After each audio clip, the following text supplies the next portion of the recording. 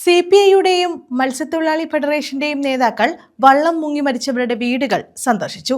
നീണ്ടകരയിൽ കഴിഞ്ഞ 31-ന് വള്ളം മറിഞ്ഞു മരിച്ച രാധാകൃഷ്ണന്റെയും രാജീവന്റെയും വീടുകളിലാണ് സന്ദർശനം നടത്തിയത്. രാജീവന്റെ മകൻ ഗൗതം കൃഷ്ണയെ ഇനിയും കണ്ടെത്താനായിട്ടില്ല.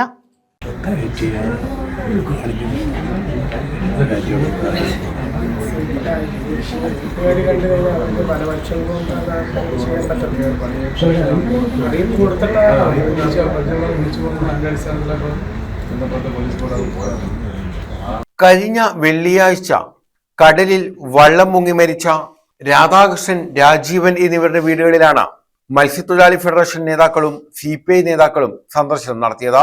മുൻ MPയും AETC മത്സ്യത്തൊഴിലാളി ഫെഡറേഷൻ സംസ്ഥാന പ്രസിഡന്റുമായ TJ ആഞ്ചലോസ്, മത്സ്യത്തൊഴിലാളി ഫെഡറേഷൻ സംസ്ഥാന secretary T Raghuvaran, CPI Chavara മണ്ഡലം സെക്രട്ടറി V ജ്യോതിഷ് കുമാർ, മത്സ്യത്തൊഴിലാളി ഫെഡറേഷൻ ജില്ലാ secretary K Rajeevan, CPI Chavara മണ്ഡലം കമ്മിറ്റി അംഗം Rajin Kumar B, CPI Neendakara local committee secretary M Vedavyasan, മത്സ്യത്തൊഴിലാളി ഫെഡറേഷൻ കരുനാഗപ്പള്ളി മണ്ഡലം സെക്രട്ടറി രത്നകുമാർ, ബ്രാഞ്ച് സെക്രട്ടറിമാരായ നിതിൻ V, ശാരിക എന്നിവരാണ് മരിച്ചവരുടെ വീടുകളിൽ സന്ദർശനം നടത്തിയത്.